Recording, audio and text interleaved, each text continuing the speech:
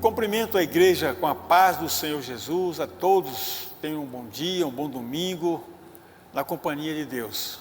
Meus prezados irmãos, nós estamos apresentando neste domingo mais uma edição da Escola Bíblica Dominical, lição de número 7, de 15 de agosto, Novembro. Não, 15 de novembro, perdão, 15 de novembro, já estou muito atrás, né? 15 de novembro, já chegamos no final do ano, hein?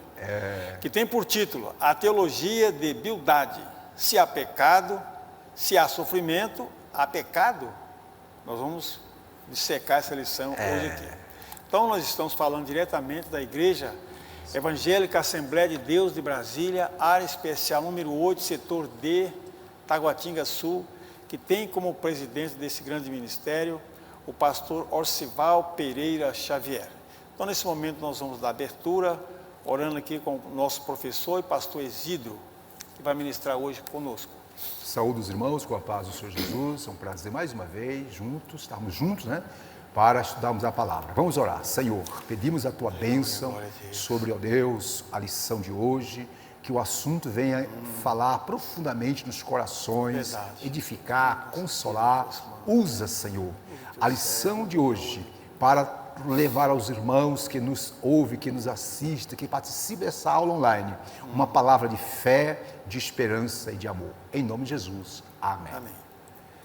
Então, pastor Isidro, pode ler o texto áureo? Muito bem. Mas antes de ler, só para os irmãos já ficar com a Bíblia aí na sua casa, porventura você não tem revista, nós estamos estudando sobre Jó, então nós vamos iniciar com capítulo 8, olha só, capítulo 8, versículos de 1 a 4, depois você pula para o mesmo livro, para o capítulo 18, versículos de 1 a 4, repete, só 18 com 8 e 18, né? Aí vai para o capítulo 25, então esteja atento. À medida que nós vamos lendo aqui, na nossa vez, vamos falando qual é o versículo, capítulo, né, pastor? Muito bem. Queridas irmãs, queridos irmãos, o texto áureo se encontra em Jó, capítulo 4, versos 7 e 8, que diz: se teus filhos pecaram contra ele, também ele os lançou na mão da sua transgressão. Olha só. A existência do sofrimento não quer dizer que haja pecado oculto. Muito bem. A leitura bíblica em classe, como já foi dito, né?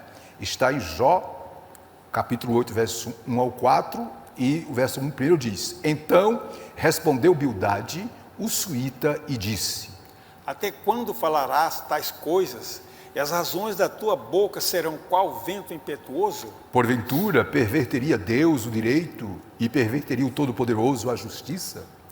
Se teus filhos pecaram contra ele, também ele os lançou na mão da sua transgressão. Agora pulemos para o capítulo 18, verso 1 ao 4. Verso 1 diz: então respondeu Bildade, o suíta, e disse: até quando usareis artifícios em vez de palavras? Considerai bem, e então falaremos.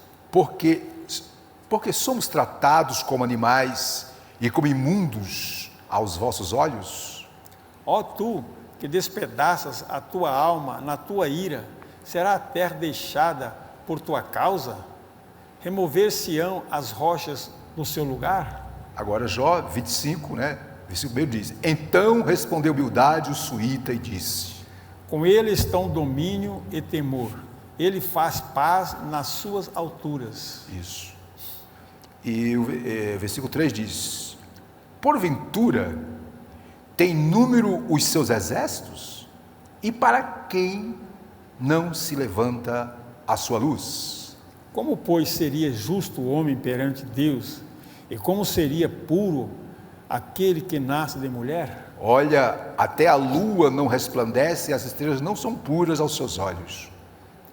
E quanto menos o homem que é um verme, e o filho do homem que é um bicho. É uma bela poesia, né, pastor? Poesia, dramaticamente, mas é uma poesia, né? Como nós vimos, né, o livro de Jó tem a parte poética, né? Muito bem, minhas irmãs e meus irmãos, lemos aí, né, a leitura em classe. Agora, o conteúdo da lição está dividido em 3 tópicos. Primeiro tópico, o pecado em contraste com o caráter justo e santo de Deus.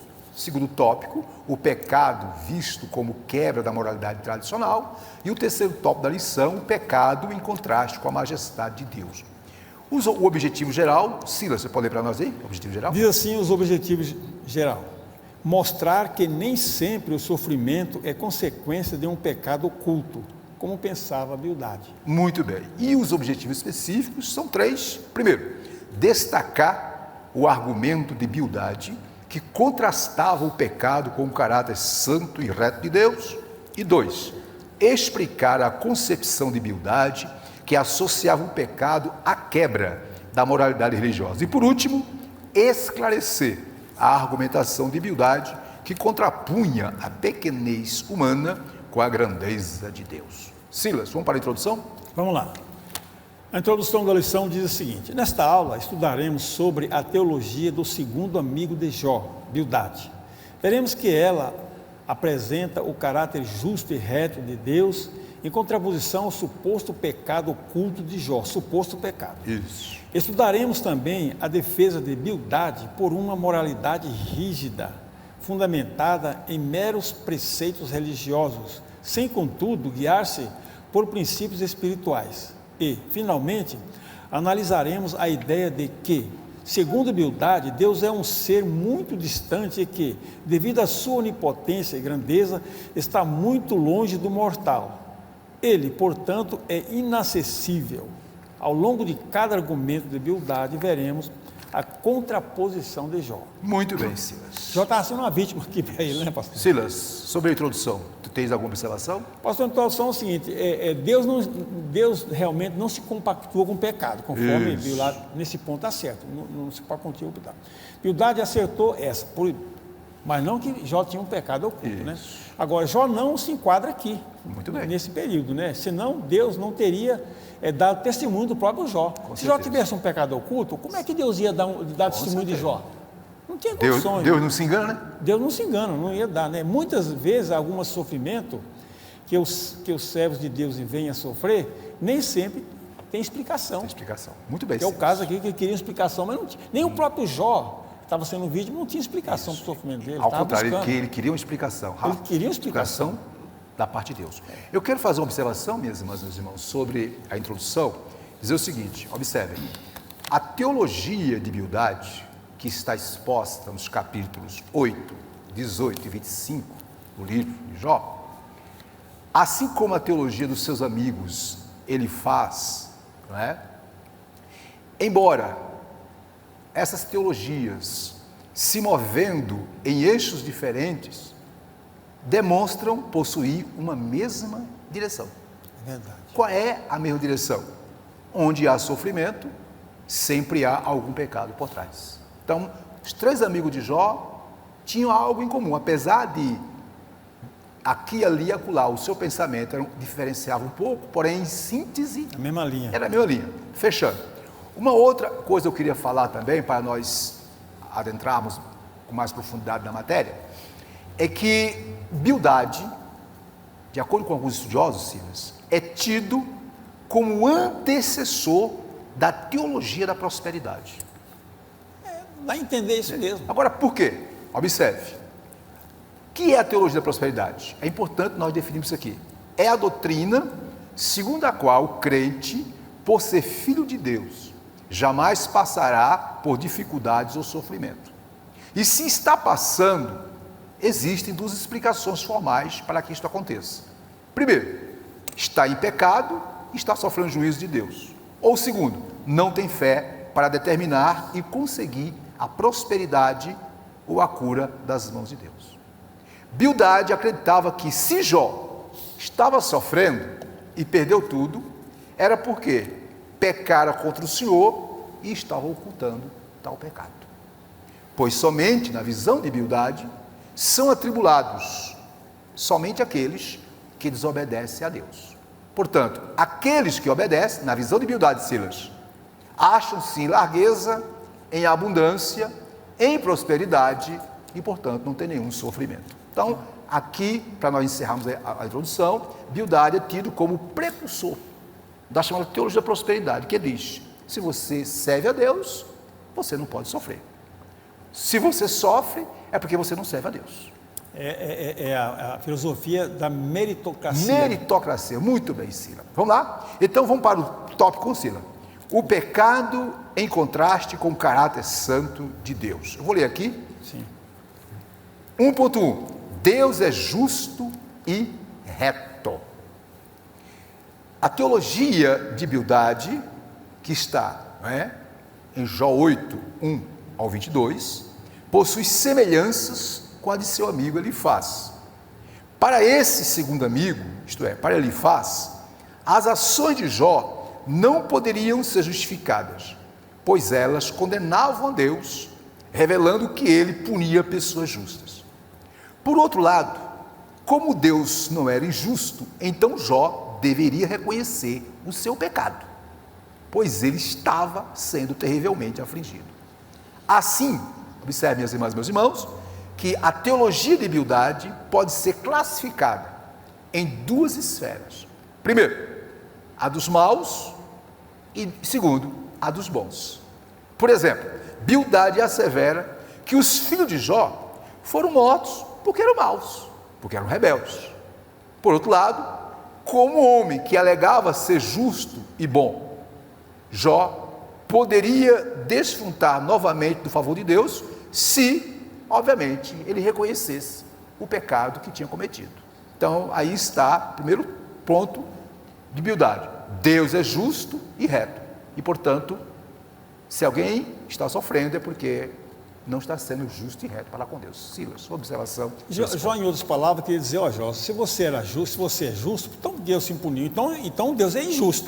Se você está sendo punido, Deus é injusto. Isso. Porque você diz que é justo, Isso. você está querendo se justificar diante de Deus. Em outras palavras, Bildade quer dizer, uma coisa certa, ou Deus está mentindo, ou você está mentindo. Já começa aí.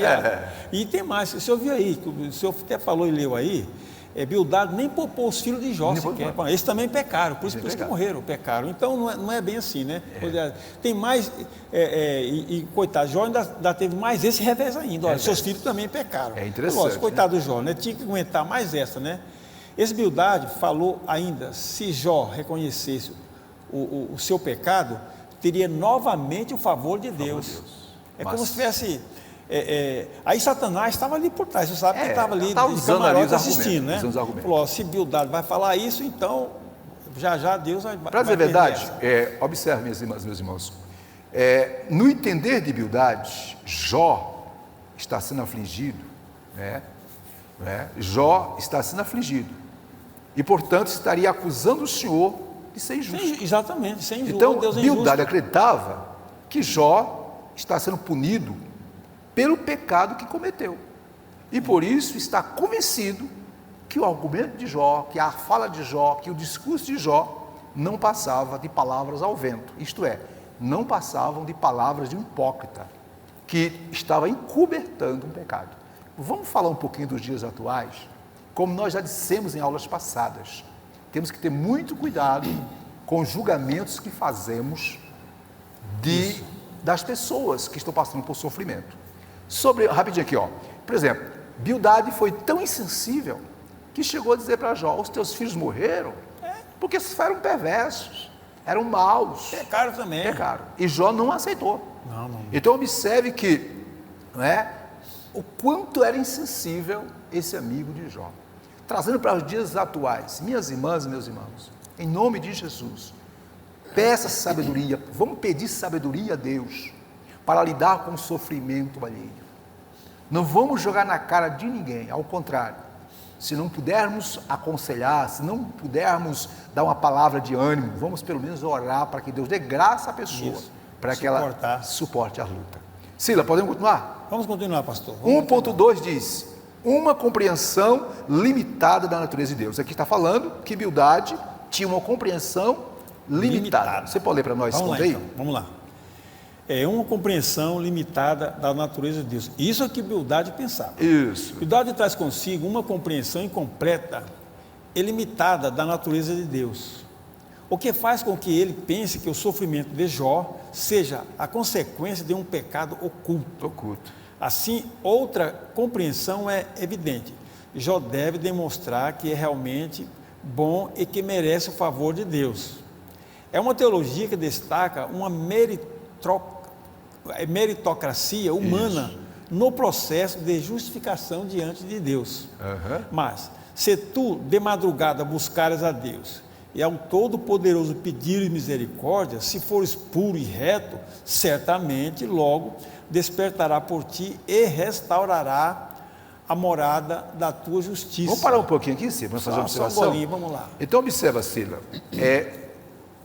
Bildade tinha uma compreensão incompleta sobre Deus. Tinha. Então ele entendia o seguinte, que o sofrimento, as dificuldades, elas acontecem porque as pessoas estão desobedecendo, contrárias a Deus.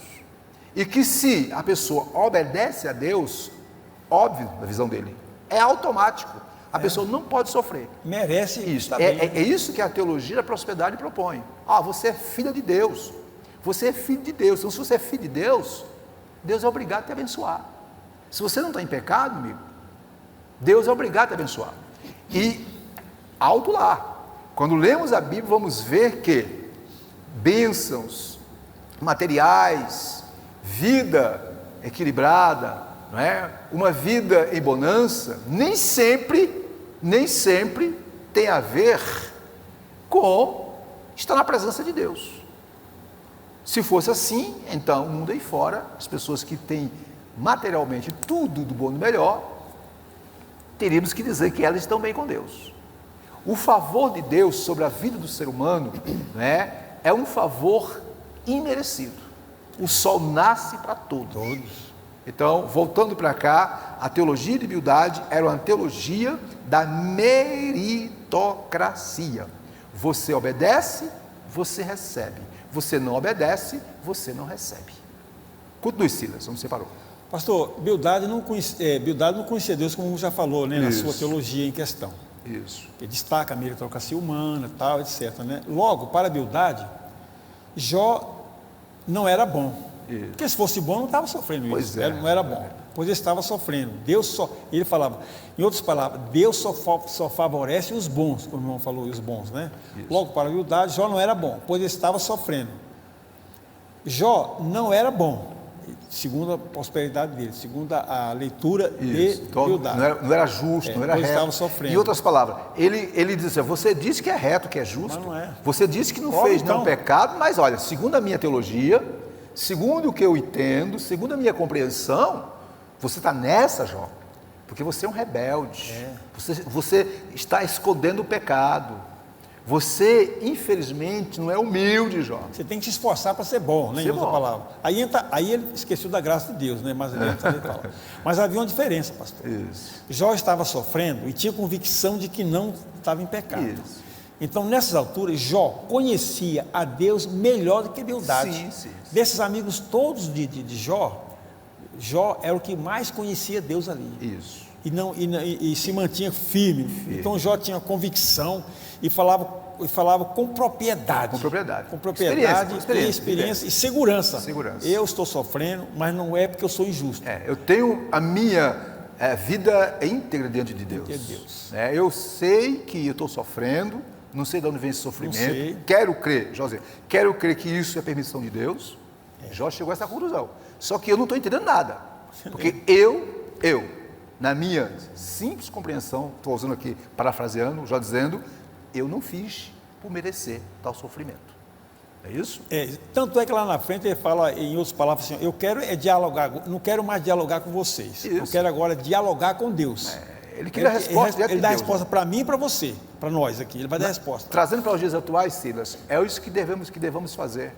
Muitas vezes as pessoas chegam até nós com argumentos humanos, argumentos lógicos, argumentos racionais. Você está assim porque foi assim, porque fez, deixa de fazer isso. Irmãs e irmãos, tem hora que você tem que fazer ouvidos moucos a essas vozes perturbadoras e buscar em Deus resposta para o seu dilema existencial. Vamos continuar? Vamos lá, pai. Vamos para frente. 1.3 diz, a imperfeição humana. Diante da defesa teológica feita por Bildade, Jó pergunta, como se justificaria o homem para com Deus? Por que Jó perguntou? Porque Bildade está dizendo o seguinte, que Jó ele deve se apresentar diante de Deus, não é? Com integridade, com pureza, se esforçar. Aí Jó diz, aí Jó diz, alto lá. Aí que diz, ora, Deus é infinitamente sábio e justo. O Jó está consciente de que nenhuma perfeição humana o habilitará a aproximar-se de Deus. Dessa forma, a autopurificação não passava de presunção. Aí diz Jó, Jó no capítulo 9, versículo 31 diz, ainda que me lave com água de neve e purifique as minhas mãos com sabão, mesmo assim me submergirás no fosso e as minhas próprias vestes me abominarão. A linguagem poética, a linguagem aqui é uma linguagem poética, mas ela afirma objetivamente a doutrina da santidade de Deus e a pecaminosidade humana. Em outras palavras, Deus é santo e Jó um pecador. Entretanto, essa não era a questão que Jó, ou para Jó. O grande questionamento dele poderia ser feito da seguinte forma: é verdade que onde há sofrimento há pecado? Seus amigos responderiam, sim. Jó, num retumbante, não dizia, não aceito. Então, para os amigos de Jó, Silas, o sofrimento existe por causa de pecado. E Jó dizia, não, o meu sofrimento não é por causa de pecado. O meu sofrimento é algo que eu não estou querendo entender e que vocês não têm explicação. Por isso que mais à frente vai apelar para Deus. É verdade, Aí, para afindar esse item 3 aqui, Deus já havia testemunhado acerca da integridade e da justiça de Jó. Isso deixa claro que nem sempre o sofrimento é fruto de uma imperfeição moral ou resultado de um pecado pessoal. Esse era o caso de Jó. Verdade. Vamos enfatizar aqui? Deus, escute, já havia testemunhado acerca da integridade de Jó. Dizendo que Jó era reto, justo e temente a Deus. Isso deixa claro que nem sempre o sofrimento é fruto de uma imperfeição moral ou resultado de um pecado pessoal. Jó sabia muito bem disso. Você disse uma coisa assim, que os amigos de Jó eram sábios. Jó também era sábio. Sim.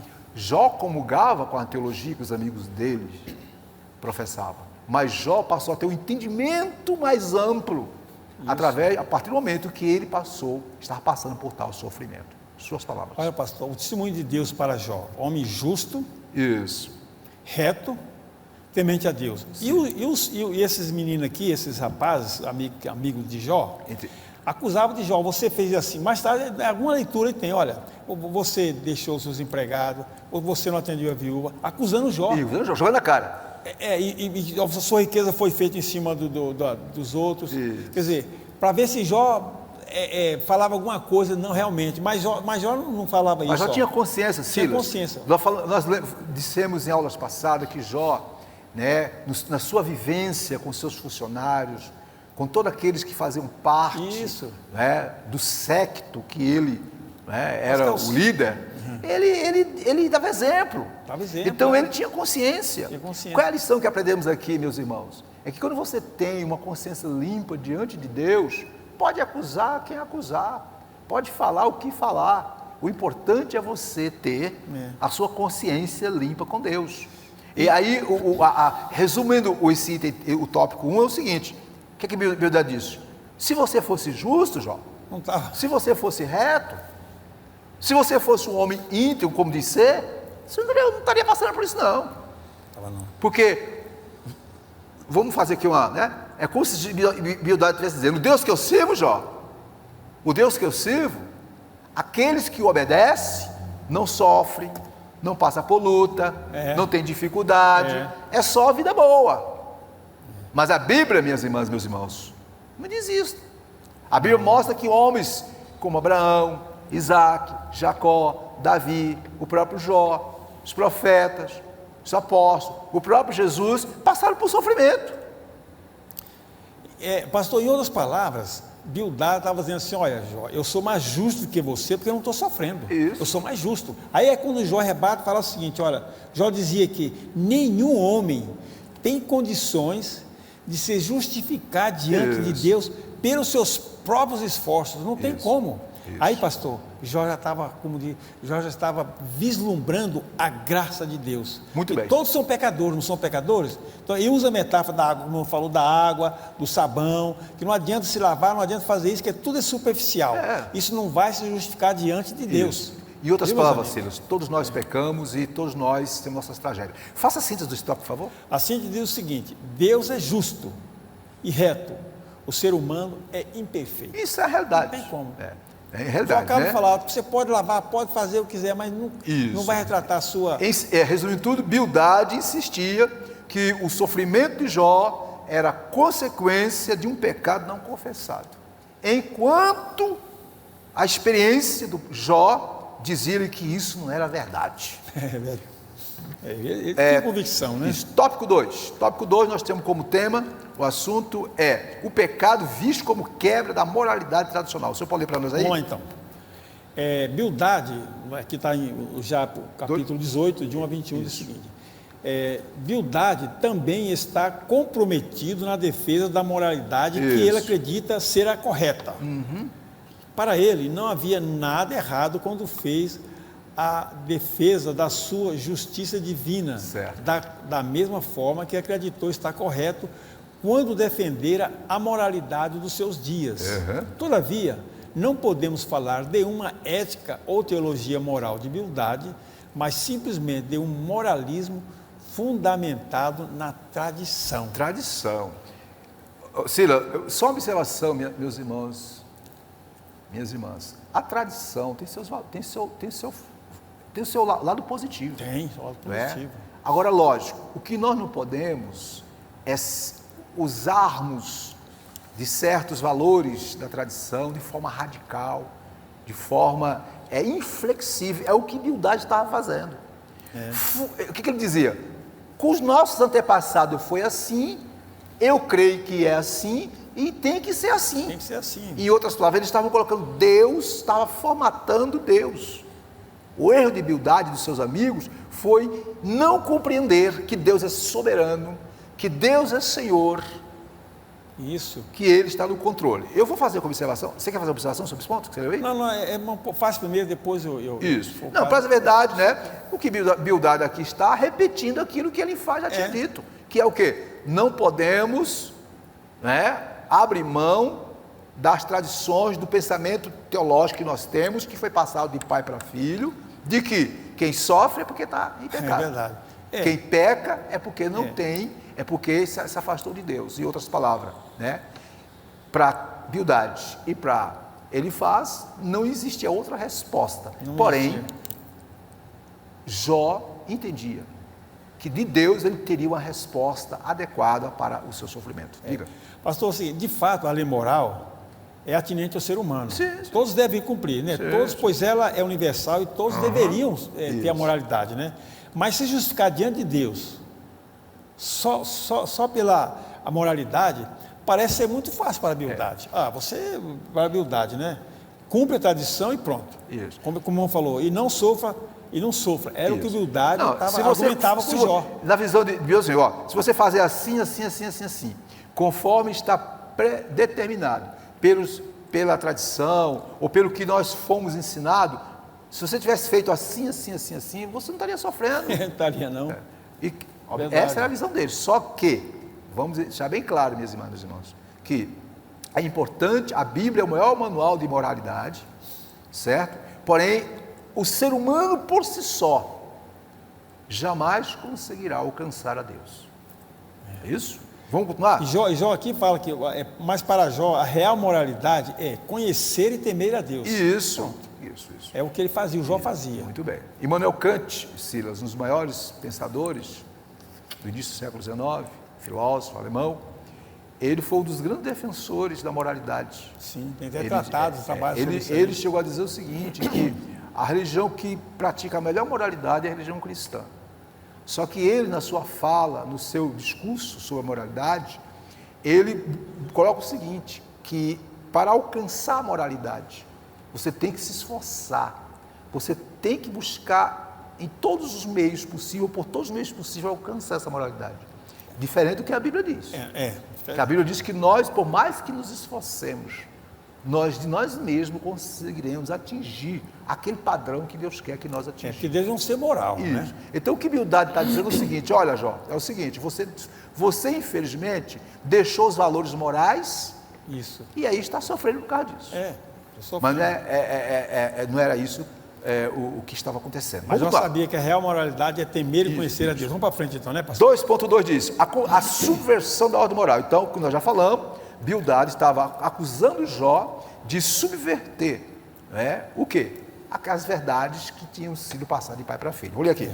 Na verdade, Bildade simplesmente repete o que já vem sendo defendido por gerações passadas. Todavia, acrescentando alguns contornos aos seus pressupostos teológicos.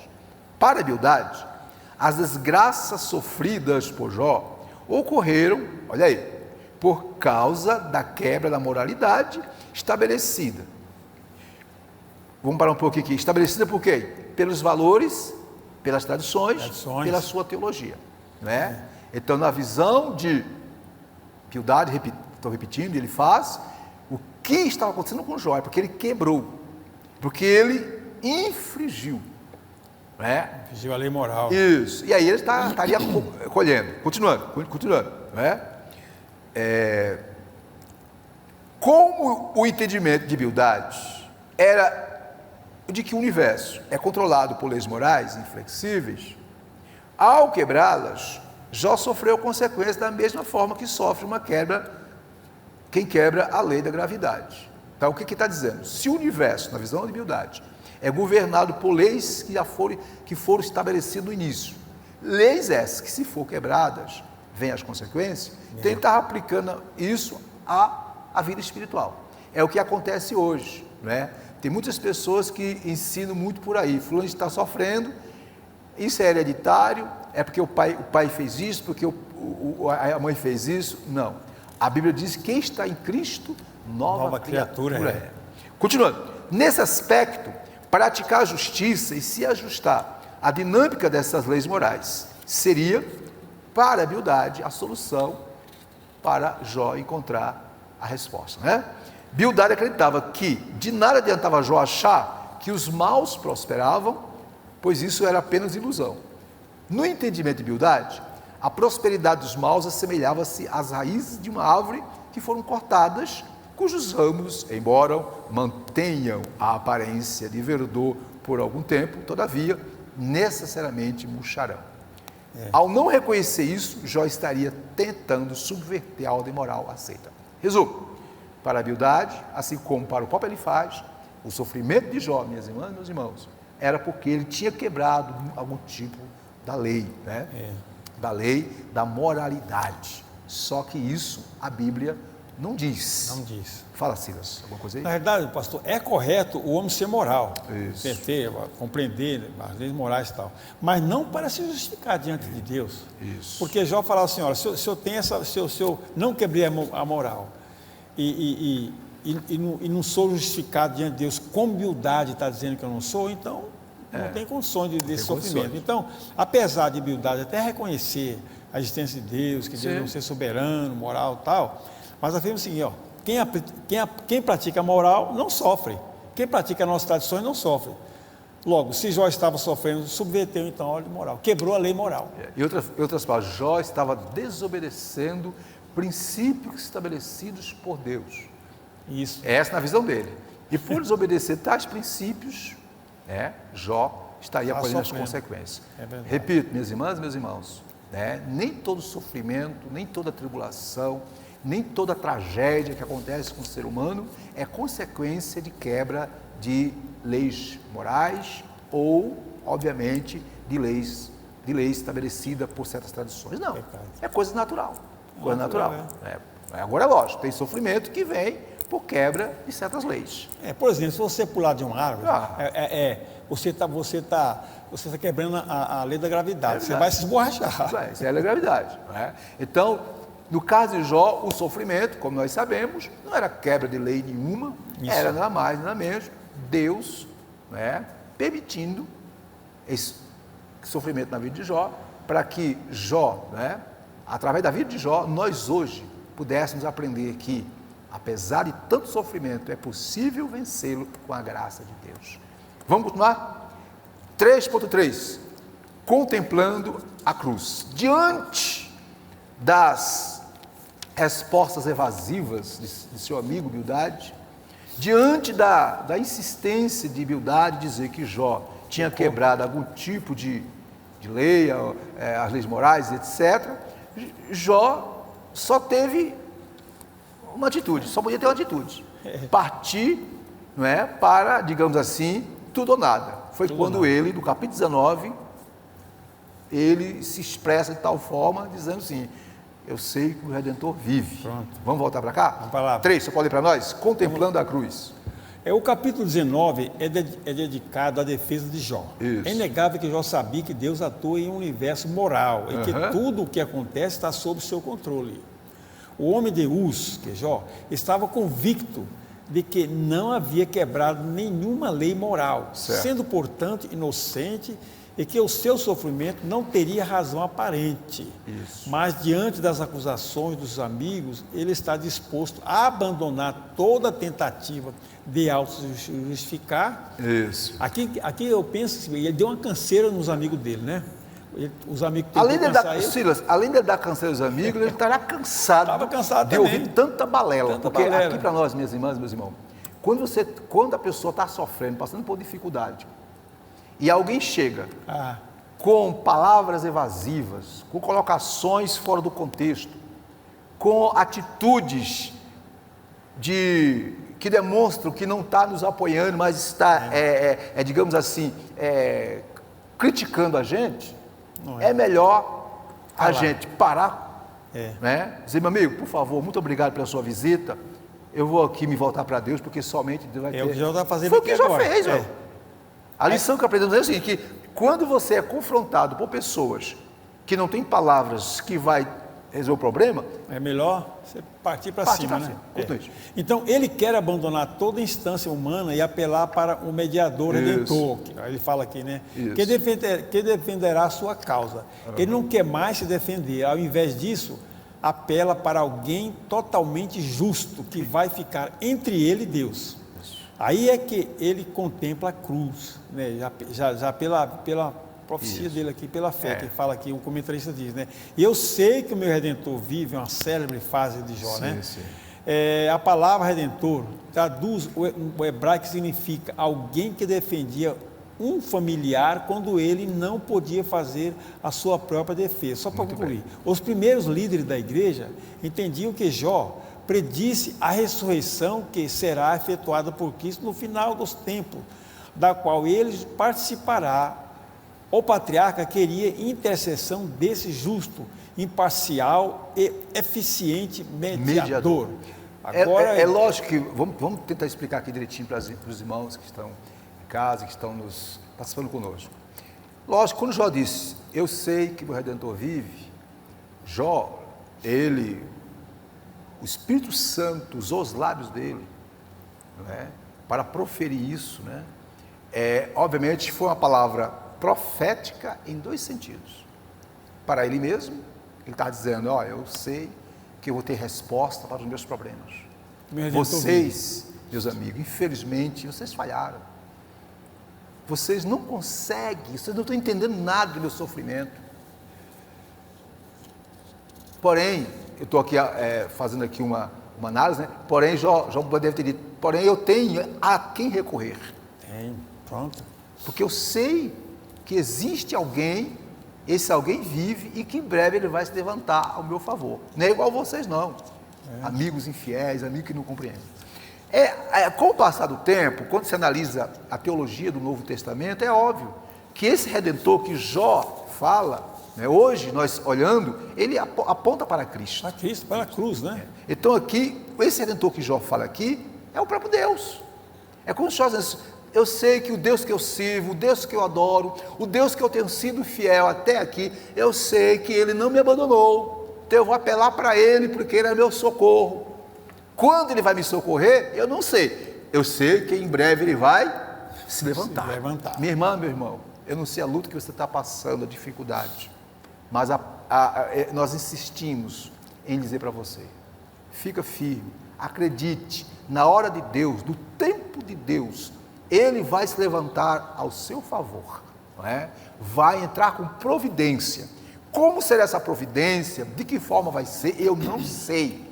Agora, Deus é poderoso e Ele faz o melhor por todos nós. Esse comentário pastor, o senhor falou aí que realmente foi o Espírito Santo que induziu o Jó a falar isso, colocou essa palavra na boca dele, porque ele estava cansado de se auto-justificar diante dos seus amigos. Não tem como. Olha, eu não fiz, mas você fez, aquela teima, você fez, não fez, eu briguinha, não fiz, eu não pequei, seus filhos pecaram. Então ele colocou o Jó na parede de todo jeito. Aí o Espírito Santo que deu palavra para Jó, olha, eu sei que meu Redentor vive. Agora Jó queria abrir um diálogo com Deus, não mais com seus amigos. Aí seus amigos, acho que, como o irmão falou, Jó, os seus amigos deu uma canseira em Jó. E Jó também deu uma canseira nele. Quer dizer, o embate ali, nenhum convenceu o outro. Jó não convenceu os seus amigos de que não era pecador, e nem seus amigos ficou, até então, agora, convencido, Jó está sofrendo porque pecou, porque não há razão de um homem desse tão próspero, uma família abençoada, um homem tão desse, de repente está numa miséria dessa. Alguma coisa aconteceu com ele. Bildade fala assim, como é que pode? Não tem como. Não tem. Quem serve a Deus, quem aceita Deus, quem adora a Deus, na linguagem de Bildade, não pode sofrer, não pode ter luta, não pode ter problema. Pessoas boas não sofrem, Jó. Então essa é a visão. Essa é a teologia que hoje se prega muito por aí. Meu irmão, você está sofrendo porque está em pecado. Minha irmã, você está passando por essa luta porque está em pecado. Essa família está passando... Meu irmão, nem tudo é pecado. Tem coisa que acontece na vida, vou repetir, do ser humano, que a gente não entende. Não compreende, pastor. A gente sofre, às vezes não entende por quê. Então, não tem explicação. O que tem que fazer, então? Deus soberano não dá explicação. O que tem que fazer? É fazer como Jó fez. Olha, vocês não estão conseguindo me responder os meus questionamentos, vocês estão me cansando. Sabe uma coisa? Eu vou buscar a resposta naquele que tem. Pronto. É Deus. Muito bem, para fechar esse tópico aqui, eu quero fazer essa observaçãozinha aqui. Para a Bildade, somente eram atribulados e atingidos por sofrimento aqueles que desobedecem a Deus. Logo, para ele, isto é, para a Bildade, os que vivem em obediência a Deus gozam de total isenção de sofrimento. Essa era a visão de Bildade e Elifaz. Então, se você serve a Deus, você não vai sofrer. Se você sofre, é porque pecou. Se você diz que sofre se você está sofrendo, mas diz que não pecou, você está escondendo o pecado. Essa é a visão de Bildade. Então, lógico, minhas irmãs, não estamos dizendo aqui que todo sofrimento, que o pecado não leva sofrimento. Sim. Tem essa consequência. Só que no caso de Jó, não houve um pecado. E no caso de muitos irmãos que hoje sofrem problemas familiares, problemas de saúde, enfermidade, não é pecado nenhum. Isso faz parte de um contexto, né, que só Deus para explicar. Tá bom? Então, em nome de Jesus. E aí, eu quero dizer o seguinte, observe, para a Bildade, a riqueza e a pobreza, ou o sofrimento,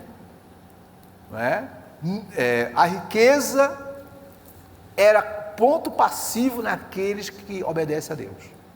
E a pobreza e o sofrimento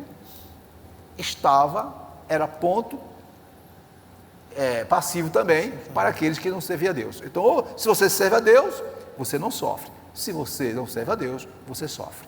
Não é isso que a Bíblia ensina. Jesus diz, no mundo tereis o quê?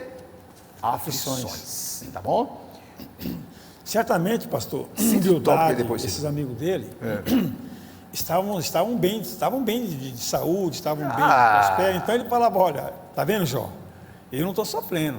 Se você fosse bom como eu, como nós aqui, você não estaria nisso aí. É o problema que muitos fazem hoje, né? A fulana está sofrendo, né? Por que não aconteceu comigo? Por que isso acontece com ele ou com ela? Comigo não acontece, que eu sou assim, assado. Irmão, quem está em pé, cuidado, cuida, não cai. O dia de amanhã não nos pertence. Verdade. Ok? Às vezes hoje nós estamos cantando vitória, porque comigo não acontece isso, eu sou bam. De repente acontece algo estranho. Cadê? Que Deus tem misericórdia. Então vamos ter muito cuidado para não jogar pedra em ninguém. Isso. O problema de Bildade ele faz que eles foram incompreensíveis, eles foram insensíveis, aliás, eles não tinham amor, eles pregavam uma mensagem de toma lá, dá cá.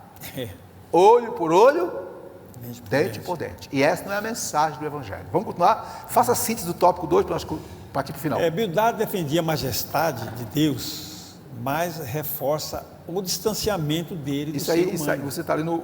perdão. Não se pode admitir a subversão da ordem moral, mas Jó estava certo de que não havia subvertido nada. Bildade, eu não fiz nada errado, eu não pequei, eu tenho um coração íntegro, eu conheço. Aqui para nós, Silas, melhor do que ninguém, primeiro Deus, sim, de que depois eu e você, no seu autoconhecimento. Só quem conhece o irmão por dentro, só quem me conhece, só quem me conhece, minha irmã, por dentro, é Deus. E você também. Então, não adianta A ou B chegar e dizer, é você pecou. Não. Se você analisa e vê que não houve da sua parte, consciência tranquila. Então, meu irmão, faça como Jó. Faça como Jó. O que Jó fez? Senhor, eu sei que tu vives e sei que no tempo certo o Senhor vai me dar a resposta, vai restabelecer minha saúde, vai restabelecer minha vida. Eu vou confiar somente em ti. Vamos para o tópico 3? Vamos lá para o 3. 3. O pecado em contraste com a majestade de Deus. Eu vou ler aqui. Diz a grandeza de Deus. O terceiro discurso de Bildade é feito para exaltar a Deus e rebaixar Jó. Então ele aqui vai mostrar um Deus grande e mostrar um Jó, miserável. Não há como negar que o longo debate entre Jó e seu amigo esgotou o poder argumentativo de Bildade, o que fez com que ele repetisse várias vezes o que já havia dito. Na verdade, o seu último discurso não traz nada de novo. No capítulo 25, ele destaca a onipotência divina, diz ele, Deus é grande e poderoso, diz ele. Por isso, nada há de errado quando Bildade defende a majestade. Vamos parar um pouquinho aqui. Sobre dizer que Deus é grande, é poderoso, é onipotente, não há nada de errado. Não, está certo. Até aí a teologia dele estava certa. Só que, quando caminhamos analisando a teologia de Bildade, iremos ver que ele era uma teologia equivocada. Superficial. Continuando. Todavia, como alguns autores destacam, Bildade acaba por criar um abismo que não existe entre a criatura e o Criador. O Deus defendido por Bildade não é o revelado na Bíblia. As ideias de Bildade se antecipam àquela defendida milênios depois pelo deísmo no final do século XVIII. O que foi o deísmo? O deísmo foi um movimento filosófico que surgiu na França e na Inglaterra. E o que esse movimento ensinava? Segundo os deístas, Deus criou o mundo, mas deixou o mundo por conta das leis da natureza. É como um relojoeiro. Criou o relógio, deu corda, se afastou e agora tudo está por conta das leis da natureza. Então, esse era o Deus que Bildade estava defendendo, um Deus distante, um Deus que colocou tudo no seu devido lugar e que ele não interfere na história, ele não interfere na existência humana. A Bíblia não diz isso. A Bíblia mostra um Deus, sim, um Deus eterno, poderoso, onisciente. De perto e de longe, né? Mas um Deus presente na pessoa do Espírito Santo. Faz um comentário seu. Pastor, na realidade, eu acho que, se você for aprofundar direitinho aqui, fazer uma análise, dá a impressão que o próprio Bildade se contradisse, né? Olha, ele reconhece a majestade de Deus, Deus é isso, aquilo, outro, mas ele está distante. Ora, se está distante, como é que você está bem? Silas, desculpe interromper você, irmãs e irmãos, a filosofia, quando você estuda a filosofia, a partir do século XVII, XVIII, o iluminismo francês do século XVIII, que por trás do iluminismo estava também a chamada filosofia deísta, Deus... Já na Renascença, né? Isso, nós temos Voltaire, nós temos diversos filósofos que dizem o seguinte, olha, Deus existe, só não da forma como a Bíblia ensina. Ele existe, o seguinte, ele é aquele ser que criou todas as coisas, mas ele está hoje de braços cruzados. Então, a princípio, o deísmo, ele ensina que Deus existe, Mas depois diz, mas esse Deus é distante. Distante, Aí lá nas alturas. é o que humildade está dizendo. É. Porque, irmãos, escute, Cila, existe dois extremos. Um diz que Deus é um Deus transcendente. Isto é, ele existe, mas ele está muito distante. O outro ensina que Deus é um Deus panteísta, que tudo é Deus, Deus é tudo. A natureza, tudo Então, é Deus. a Bíblia não comunga com esse extremo. A Bíblia comunga com um Deus grande, poderoso, mas um Deus, como você disse, um Deus presente. Você estava falando alguma coisa aí? Fala, por favor. Não, sobre essa grandeza, ele está falando sobre a majestade de Deus, ele está falando, né? Nisso parece que Jó, nós já falamos, tem uma canseira nele ali, né? Isso. Pois repita sempre a mesma coisa, está só acusando. Então ele apela e diz que Deus é de fato majestoso, Bildade falando, mas está longe do homem. Então eu falei, dá a impressão que o próprio agora, quando Jó rebate ele e acabou o argumento de Bildade, ele fala, não, realmente, Deus é onipotente, é grande mesmo, mas ele está longe. Isso. Mas acontece que ele fez uma pequena contradição ali, ó. Se ele está longe, então como é que ele está cuidando de mim, Bildade? Em outras palavras, eu estou sendo bem, você está sendo feliz. Então não é isso bem que ele estava falando. É porque o que ele está dizendo é o seguinte, ó, que Deus, para aqueles que pecam, para aqueles que estão em sofrimento, para aqueles que estão vendo Deus a está miséria, longe. Deus não está nem ligando. Está nem ligando, é isso aí, está nem ligando.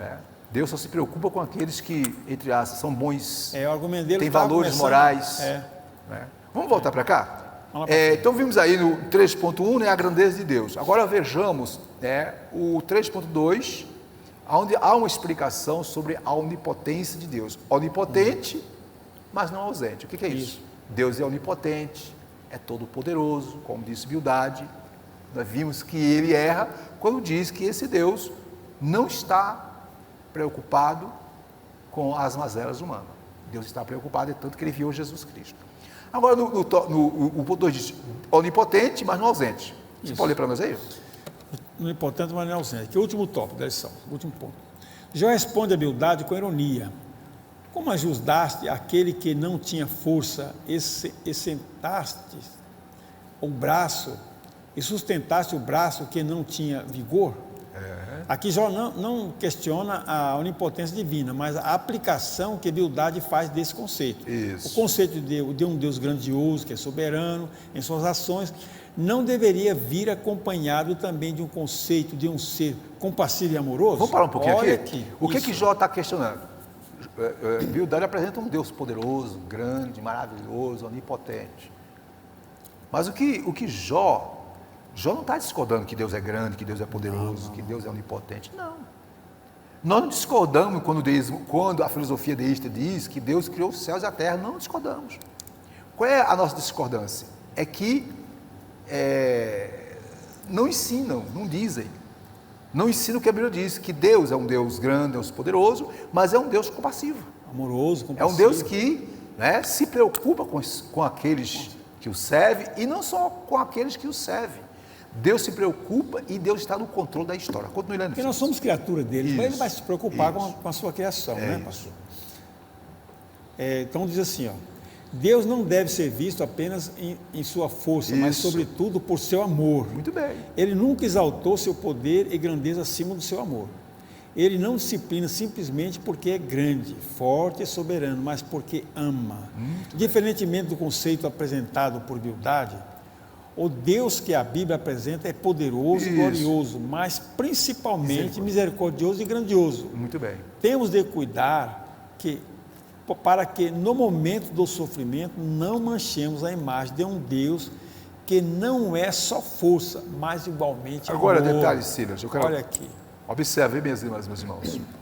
Quando você lê o Antigo Testamento, Pentateuco, os livros históricos, livros poéticos, proféticos, etc., você vai ver um Deus onipotente, um Deus onisciente.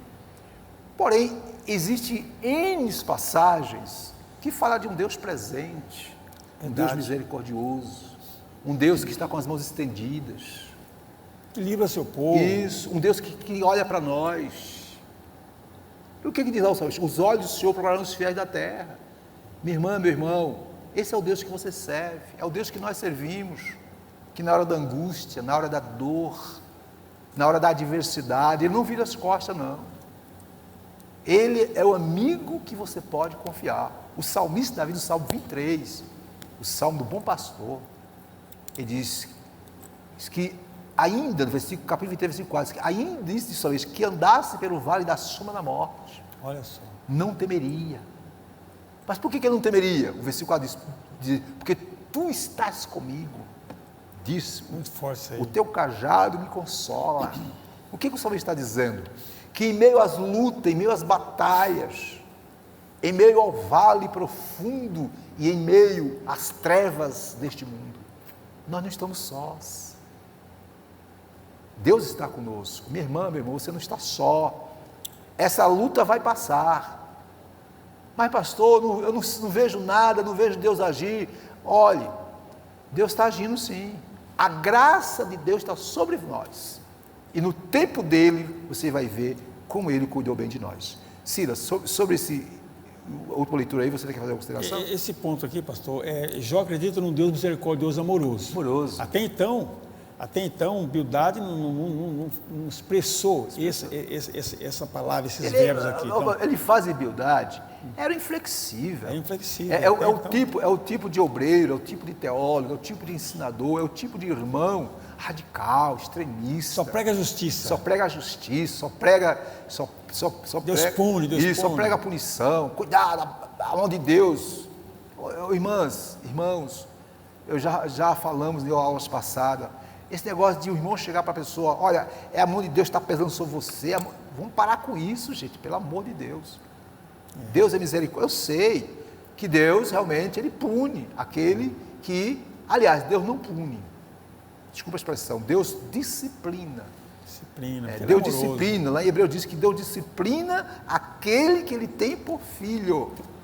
E a disciplina de Deus, Silas, é com amor, é com carinho. Tanto é que nos últimos tempos, na cruz que aqui o comentarista falou, Deus manifestou a sua graça. Isso, hoje Jesus veio ao mundo com o propósito de reconciliar o homem com Deus, e Ele fez isso. Pelo amor, pela misericórdia. Então, eu quero dizer para a irmã, para o irmão, para você que está participando dessa EBD, nesse domingo abençoado, hoje, 15 de novembro, minha irmã, meu irmão, não se desespere, fica tranquilo, fica calmo, Deus está cuidando de você, viu? Verdade. Pastor, alguém disse que isso é a mão de Deus, que o que estou passando é porque Deus está me testando. Se é ou se não é, deixa Deus trabalhar. Ele tem o melhor para nós. Ciro, eu quero fazer uma observação sobre esse último ponto que você leu, sobre essa onipotência, mas a onipotência de Deus, mas não Deus ausente. Escute, irmãs e irmãos, dizer que Deus é grande, majestoso e tremendo, a um homem moribundo e consumido pela doença, não ajuda em nada. Não. Vou repetir. Dizer para a irmã, para o irmão que está sofrendo, olha, Deus é majestoso, Deus é tremendo, e parar por aí, não adianta nada. Deus, portanto, minhas irmãs e meus irmãos, não deve ser visto apenas em sua força, em seu poder, em sua onipotência, mas sobretudo deve ser visto por seu amor, por sua misericórdia, por sua compaixão. Ou não é, Silas? Deus não está longe do homem assim, não está mesmo, pastor. Ok, continuando.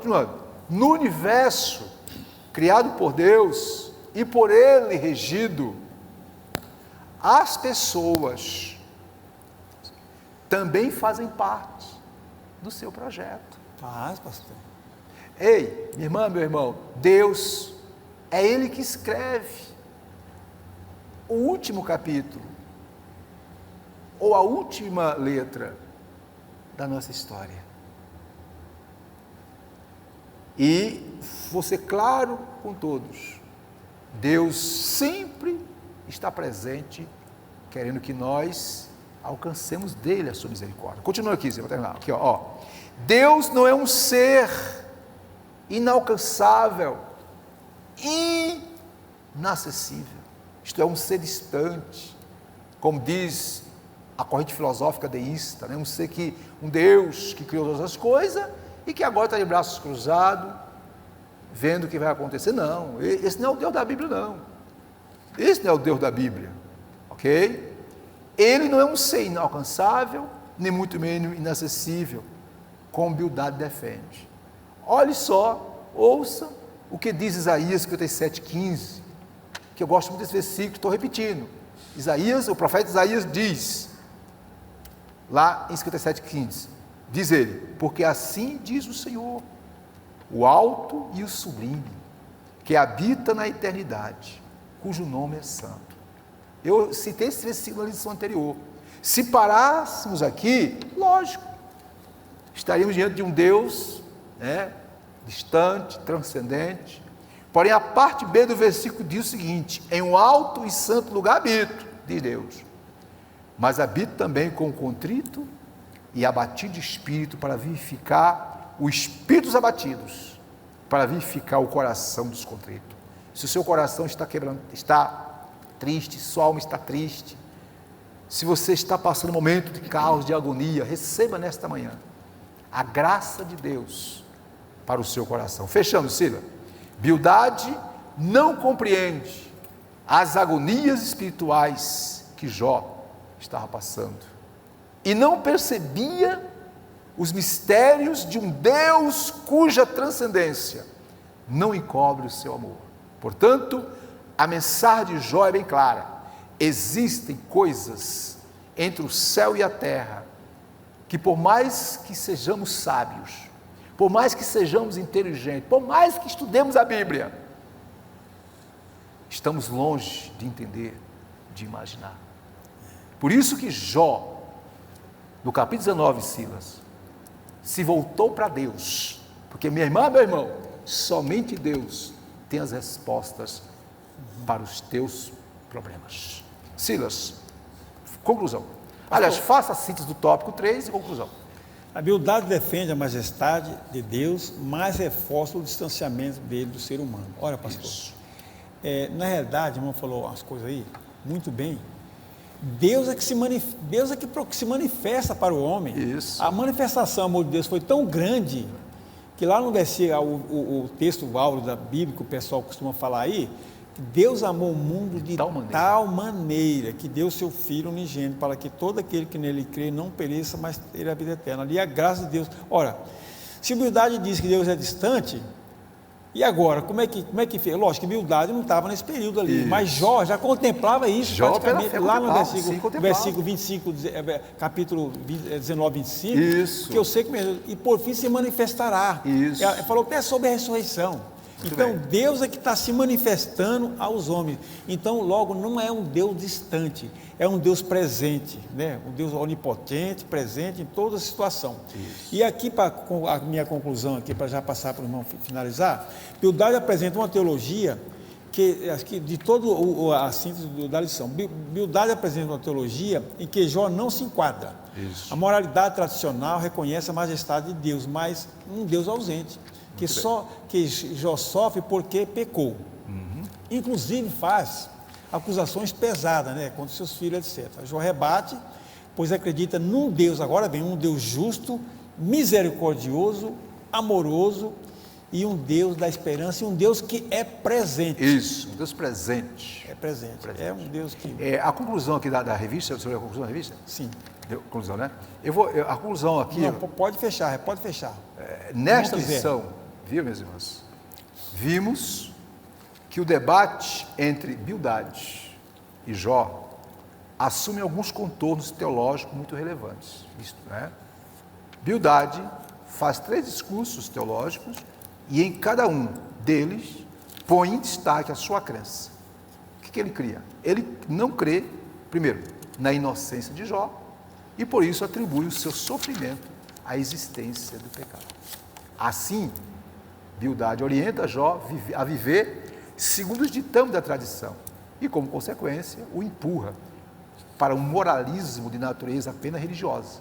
Por último, quando quer exaltar a grandeza de Deus, a qualquer custo, acaba por criar um abismo intransponível entre o Criador e a criatura. Então, para a Bildade, a verdadeira religião ou a verdadeira religiosidade seria o homem se esforçar em ser justo, e assim ele iria satisfazer a Deus, e Deus, por sua vez, irá abençoá-lo. Esta é a teologia que tanto se prega hoje por aí, não é? Você tem que ser justo, porque você sendo justo, Deus vai te abençoar. Vai tudo bem com você, né? Mas nós não devemos ser justos, né, através da nossa própria justiça, porque a nossa justiça, como diz aí, é como trapo de imundícia. Se a justiça de Deus estiver imputada a nós, não adianta nada. Quero terminar minhas palavras, Silas, fazendo uma observação aqui.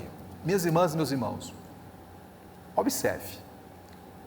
Palavras certas, ditas no momento certo e com a motivação certa, podem fazer tremenda diferença na vida dos outros. Eu vou repetir. Palavras certas, ditas no momento certo e com a motivação certa, podem fazer tremenda diferença na vida dos outros. Nossas palavras podem sustentar os fracos e encorajar os abatidos, mas também podem ferir os quebrantados e ser mais um fardo sobre eles, de modo que devemos ter cuidado com o que falamos, como aconselhamos, né? Como falamos. Os amigos de Jó, dentre eles Bildade, não tiveram esse cuidado, né? Usaram das suas palavras não para edificar, Silas, não para consolar, Sim. não para animar, mas para jogar na cara do seu amigo algo que seu amigo sabia que não era verdade. Meu querido irmão, minha querida irmã, em nome de Jesus, né, que os teus lábios, que as tuas palavras sejam palavras de bênçãos, palavras de vida, palavras que edifique. Portanto, minhas irmãs e meus irmãos, não se cura um coração partido, uma alma em sofrimento, com lógica, com teologia, com conhecimentos acadêmicos, nem muito menos com falácia, mas sim com amor, e o amor de Deus. Ninguém será ajudado por simplesmente querermos que Ele aceite o nosso ponto de vista. Vou repetir. Ninguém será ajudado por simplesmente querermos que Ele aceite o nosso ponto de vista, como queria Bildade. É preciso escutar o outro, simplesmente estar com ele. Conclusão, Romanos 12,15 diz: alegrai-vos com os que se alegram, chorai com os que choram. Portanto, minha irmã, meu irmão, que está nos assistindo, participando dessa escola dominical, receba nesta manhã alegria, renovo, fé, ânimo. Isso vai passar, não é? Se porventura algum momento tem caído desespero, agonia, olha para Jesus, porque com certeza no tempo dele a bênção virá. Silas.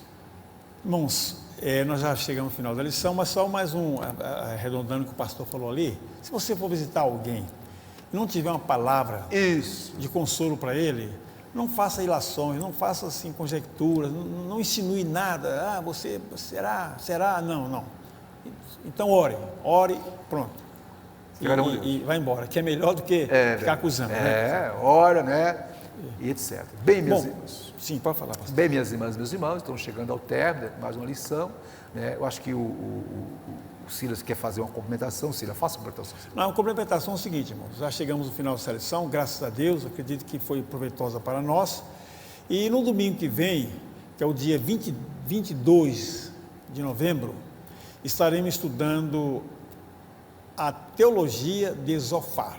Até agora estudamos de Elifaz, Bildade, e tem mais dois, né, que são os amigos dele, né? Zofar Elifaz, Bildade e Zofar agora no próximo lição, depois por último Eliú.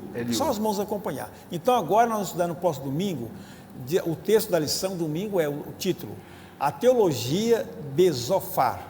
Aí vem, o justo não passa por tribulação, quer dizer, eles vão continuar o discurso dele quase que na mesma linha, né? Mesmo livro. Quer dizer, foram 3 abençoados. Um massacre em cima de Jó, né? Que na sua, digamos assim, visão tradicional, pensavam que estavam abafando, mas não estavam abafando. Bem, coitado, graças a Deus, um massacre, né, em cima de Jó. Próxima aula, estaremos dando continuidade aos estudos. Leia em casa a sua revista, estude. Né? Verdade. Queremos agora orar, né, Silas? Ora, pastor, pelos irmãos, já dá a bênção apostólica, pelos irmãos que fizeram aniversário nessa semana, né? E os irmãos que estão enfermos, né? Vamos orar, né? Verdade, Pai querido, apresentamos os irmãos que, ó Deus, fizeram aniversário nesta semana. Ó Deus, conceda a eles muita saúde física, emocional, espiritual, da graça, Senhor. Também oramos por aqueles que estão enfermos, doentes, seja em casa, seja nos hospitais. Pai, visita cada um deles por teu Espírito Santo, alegrando, fortalecendo a fé. Ó Deus, dando coragem, fazendo eles entenderem que em Ti há socorro presente na hora da angústia. Também visita também, Pai Santo, abençoa o pastor Osival, irmã Diana, cada vez mais confortando, consolando e também dando mais fé, porque com certeza Deus está no controle de tudo e que o Samuel possa ser cada vez mais restaurado para a Tua glória em todos os sentidos e que em breve possa contar a bênção aqui. Pai, também eu oro pelo irmão Jairo, Pai Santo, meu amigo e irmão, que está com aquele problema, com aquele câncer, problema na sua visão. Visita ele e sua família. É no nome de Jesus que nós oramos e que nos despedimos. Que a graça do Senhor Jesus Cristo, o amor de Deus, nosso Pai, a comunhão consoladora do Espírito Santo, seja com todos hoje e sempre. Amém. E... Amém. A Bebe há 60 anos conservando a chama pentecostal. A vitória é nossa pelo sangue de Jesus.